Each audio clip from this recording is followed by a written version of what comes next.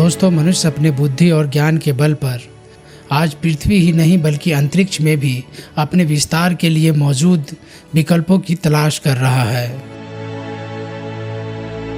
चांद पर अपने कदमों के निशान छोड़ने के बाद मंगल की यात्रा भी निकट भविष्य में करने की तैयारियों में है। मनुष्य ब्रह्मांड के हर रहस्य को जान लेना चाहता है।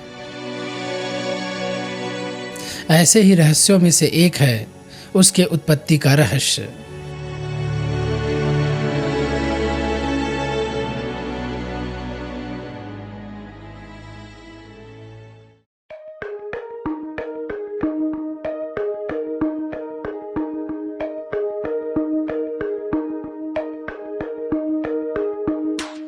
दोस्तों, डार्विन पहले वैज्ञानिक थे जिन्होंने दुनिया के विभिन्न धर्मों में उपलब्ध मानव उत्पत्ति संबंधी धार्मिक सिद्धांत से अलग पहली बार मानव उत्पत्ति के वैज्ञानिक सिद्धांत की स्थापना की। 1850 के दशक में डार्विन ने on the origin of species नामक एक प्रभावशाली और विवादास्पद पुस्तक लिखी। इसमें उन्होंने बताया कि प्रजातियां विकसित होती हैं। सभी जीवित प्राणी एक कॉमन एंसेस्टर के लिए अपने वंश का पता लगा सकती है। डार्विन ने प्रस्तावित किया कि प्रजातियां समय के साथ बदल सकती हैं, कि नई प्रजातियां पहले से मौजूद प्रजातियों से आती है और सभी प्रजातियां एक सामान्य पूर्वज साझा करती हैं। इस मॉडल में प्रत्येक प्रजाति का सामान्य पूर्वज से आनुवंशिक अंतरों का अपना अनूठा सेट होता है, जो बहुत लंबी अवधि में धीरे धीरे जमा होता है। बार बार शाखाओं में बंटने की घटनाएं, जिसमें नई प्रजातियां एक सामान्य पूर्वज से अलग हो जाती हैं, एक बहुस्तरीय वृक्ष उत्पन्न करती हैं जो सभी जीवित जीवों को जोड़ता है। आज हम इसे ही एवोल्यूशन या विकास कहते हैं।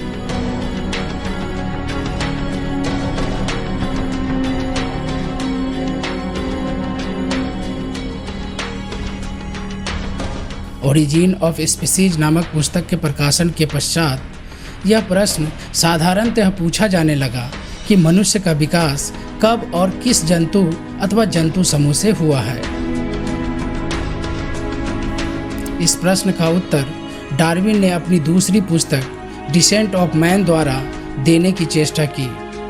हालांकि डार्विन मनुष्य विकास के प्रश्न का समाधान न कर सके, फिर भी उन्होंने दो महत्वपूर्ण तथ्यों की ओर प्राणी विज्ञानियों का ध्यान आकर्षित किया।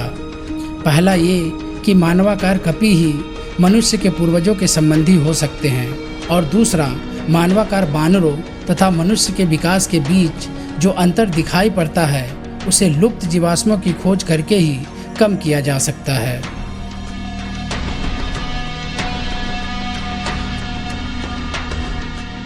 आज हम किसी मानवाकार कपि या वानरों की बात करते हैं तो इसमें गोरिल्ला, चिंपैंजी और ओरेंगटन आदि के नाम आते हैं। मनुष्यों से कुछ समानता होने के बावजूद ये जीव मनुष्यों से बहुत अलग हैं। मसलन मनुष्य अपने दोनों पैरों पर सीधा होकर आराम से चलता है, जबकि ये दोनों पैरों पर चल तो लेते हैं परंतु बहुत छोटे छोटे अंतराल में, और बीच बीच में इन्हें अपने हाथों का भी इस्तेमाल करना पड़ता है। इनको चलने के समय दोनों पैरों और शरीर के बीच एक संतुलन भी बनाना पड़ता है, क्योंकि इनके पैर आराम से सीधे चलने के हिसाब से नहीं बने हैं।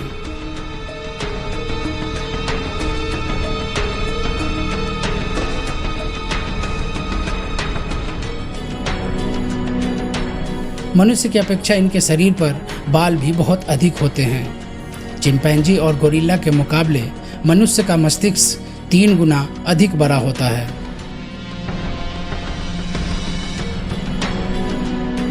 दोस्तों, अपने छोटे मस्तिष्क के कारण ही ये जीव किसी जटिल औजार का निर्माण नहीं कर पाते, किसी तरह के सांकेतिक भाषा का विकास नहीं कर पाते, जबकि मनुष्य ये सब पहले ही कर चुका है। इन असमानताओं के बावजूद मनुष्य की तरह इनकी आंखें भी आगे की ओर देखने के लिए बनी हैं। मनुष्यों के जैसे ही इनके ब्रेन का साइज भी इनके शरीर के मुताबिक होता है। दोनों ही प्रजाति में आज पूंछ नहीं पाई जाती। इनके हाथ की बनावट भी मनुष्यों के हाथ के जैसी होती है। इन समानताओं के कारण ही डार्विन ने इनके और मनुष्य के पूर्वज एक होने की बात कही थी। डार्विन द्वारा मनुष्य के वानरों से विकास संबंधी स्थापना के बाद मानव जीवाश्मों की खोज शुरू हुई। प्राणी विज्ञानियों और पुरातत्ववेताओं की माने तो आज से लगभग 6 से 7 मिलियन वर्ष पहले आधुनिक मानव के वंशज और चिंपैंजी के वंशज दोनों अपने समान पूर्वज ग्रेट एप से अलग हो गए थे।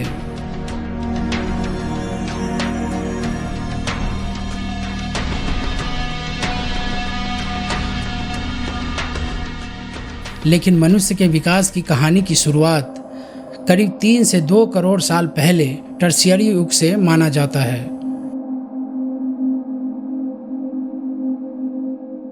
आज से करीब 2 से 1.5 करोड़ वर्ष पूर्व आज के अफ्रीकी लंगूर के समान दिखने वाले बानरों का एक समूह पूर्वी अफ्रीका के जंगलों में रह रहा था।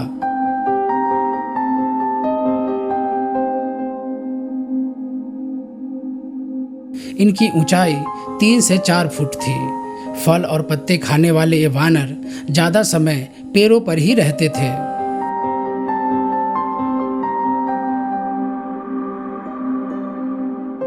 तब से करीब 1 करोड़ साल बाद तापमान कम होने के कारण बहुत से पेड़ खत्म हो गए। जंगल अब घना नहीं रहा। एक पेड़ से दूसरे पेड़ पर छलांग लगाना असंभव हो गया। उन्हें एक पेड़ से दूसरे पेड़ तक जाने के लिए अब चलकर जाना होता था। इस प्रकार प्रोकॉन्सल के वंशज आर्डिपिथेकस के पैर आज से करीब 44 लाख साल पहले चलने के लिए तैयार होने लगे।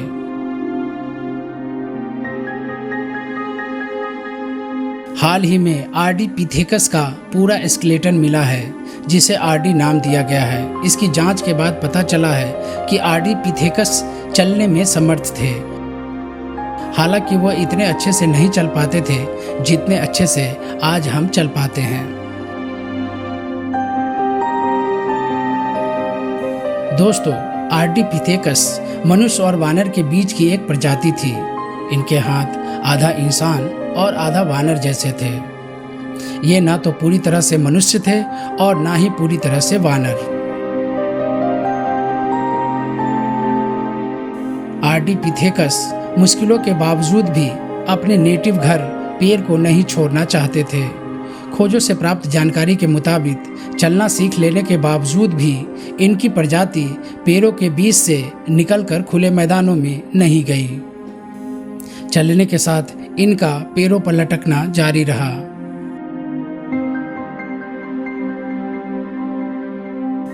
दोस्तों, जीवन और बदलाव कभी रुकती नहीं है। समय के साथ पेड़ धीरे धीरे कम होते चले गए और अफ्रीका के जंगल बड़े बड़े सवाना के मैदानों में बदल गए।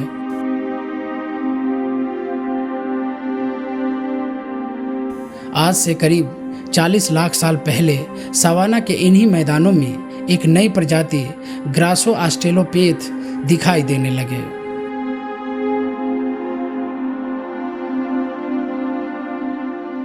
ये हमारी तरह ही दोनों पैरों पर चलते थे, लेकिन झुककर। अभी इनकी रीढ़ की हड्डी सीधी नहीं हुई थी।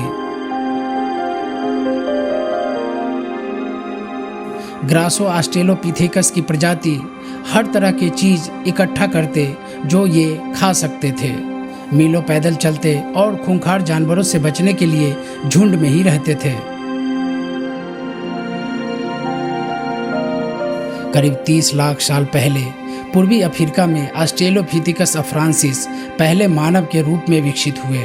इनको मनुष्य जाति का आदि पूर्वज माना जाता है। हालांकि इनकी खोपड़ी का आकार वानर के समान ही था, परंतु इनके ब्रेन का साइज उनसे बड़ा था।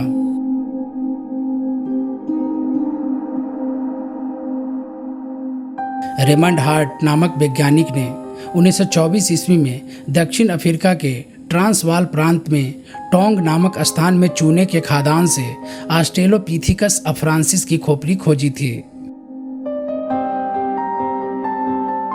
बाद में दक्षिण अफ्रीका के इथियोपिया से ऑस्ट्रेलोपिथेकस अफ्रांसिस प्रजाति के करीब 32 साल पुराना स्केलेटन प्राप्त हुआ, जो लूसी के नाम से जानी जाती है। लूसी ऑस्ट्रेलोपिथेकस प्रजाति को रिप्रेजेंट करती है। दोस्तों, इस तरह कई जातियां विकसित हुई और समय के साथ विलुप्त भी हो गई। समय के साथ मनुष्य के शारीरिक और मानसिक दोनों तरह का विकास जारी रहा। आज से करीब 25 लाख साल पहले हमारे पूर्वज का ब्रेन साइज 700 ग्राम को पार कर गया और मनुष्य के जीनस को रिप्रेजेंट करने वाले होमो हैबिलस के रूप में पहले मनुष्य जाति का विकास हुआ।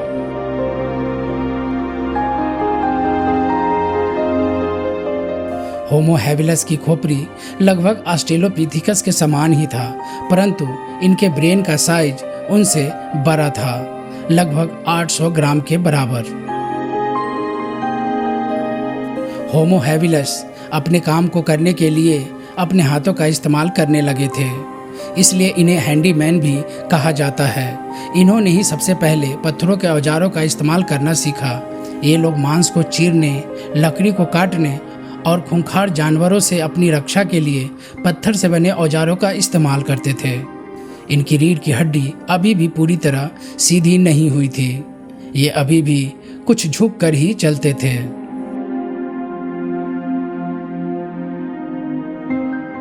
दोस्तों, पावर और एग्रेशन ने नहीं बल्कि इंटेलिजेंस ने पहले मनुष्य की रक्षा की और वह कठिन परिस्थितियों में भी जीवित बच सका। समय बीता और करीब 15 लाख साल पहले मनुष्य की एक नई प्रजाति होमो इगास्टर अफ्रीका की धरती पर विकसित हुआ।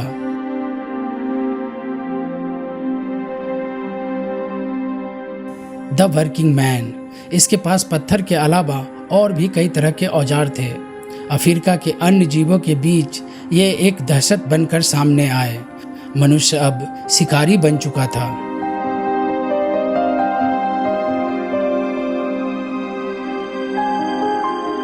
पूर्वी अफ्रीका में हाथियों के साथ कई अन्य जानवरों के कंकालों के पास पत्थरों के औजार प्राप्त हुए हैं। जानवरों के हड्डियों पर मिले घाव के निशान उस समय के मनुष्य के विकास के नए स्तर के गवाह हैं।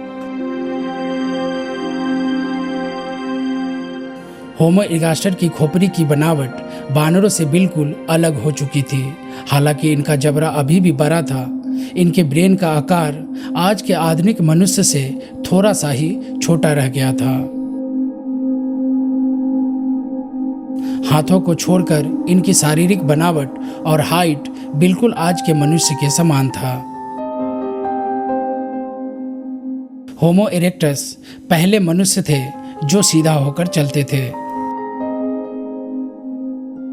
इन्होंने अपने हाथ और औजारों का बहुत अच्छे से इस्तेमाल करना सीख लिया था। इन्होंने सर्वप्रथम आग की खोज की थी।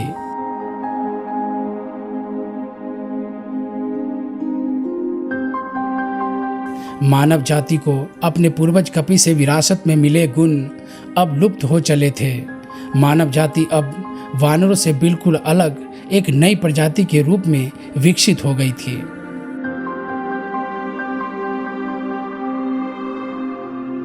दोस्तों, होमो का अर्थ होता है बुद्धिमान। आगे चलकर मनुष्य के होमो प्रजाति के कई महत्वपूर्ण बुद्धिमान जातियों का विकास हुआ। समय के साथ मनुष्य अफ्रीका के अलावा पृथ्वी के अन्य भागों में भी जाकर बसने लगे। दोस्तों, आज से करीब 8 लाख साल पहले होमो हीडलबर्ग अफ्रीका से बाहर यूरोप में विकसित हुए।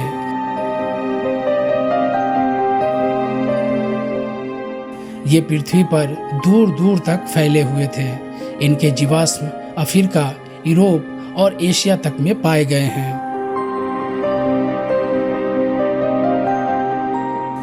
दोस्तों, मनुष्य की अगली होमो प्रजाति के रूप में होमो निएंडरथल का नाम आता है। ये लगभग 1,30,000 साल से लेकर 35,000 साल पहले तक पश्चिमी यूरोप और मध्य एशिया में रहा करते थे। 35,000 साल पहले इनकी प्रजाति अचानक यूरोप से विलुप्त हो गई। इनका जीवाश्म जर्मनी के निएंडर नदी घाटी के गुफा से मिला है। ये अपना सांस्कृतिक विकास करने के साथ मानव श्रम का भी विभाजन कर चुके थे। इनमें मृतकों को दफनाने की परंपरा थी। ये मृतकों के साथ उनके उपयोग की चीज़ें भी दफनाते थे। इससे पता चलता है जैसे इनको आत्मा का भी ज्ञान था। इनके गुफाओं में लिखे अक्षरों से इनके अक्षर ज्ञान का भी पता चलता है। इन्होंने आग का पहले से कहीं अधिक और व्यापक स्तर पर इस्तेमाल करना सीख लिया था।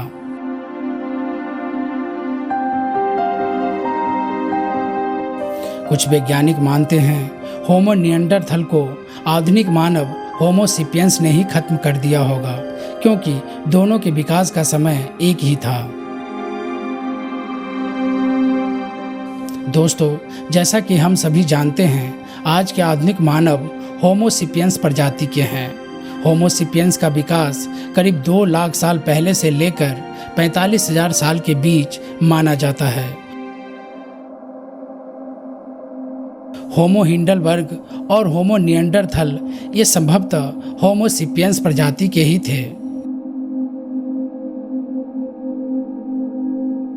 दोस्तों, आगे होने वाली वैज्ञानिक खोजों से मनुष्य जाति के विकास की कहानी और ज़्यादा स्पष्ट तथा तथ्यात्मक साबित होगी। तो दोस्तों, कुछ इस प्रकार मनुष्य अपने आदि पूर्वज वानरों से विकसित होकर आज का आधुनिक मनुष्य बना, न कि किसी दैवी शक्ति द्वारा धरती पर प्रकट हुआ। मनुष्य का आने वाला भविष्य कैसा होगा, ये तो अभी भविष्य के गर्भ में है, परंतु जिस प्रकार मनुष्य अपने अदम्य साहस के बल पर अपने विकास की दुरूह यात्रा करके अपनी पीढ़ी को यहाँ तक लाया है, उसे सुरक्षित रखना हम सबका कर्तव्य बन जाता है। मनुष्य आज अपने ही द्वारा बनाए गए विनाशक शक्तियों के बीच बैठा है। नफरत की एक चिंगारी भी पूरी मनुष्य जाति को समाप्त कर सकती है।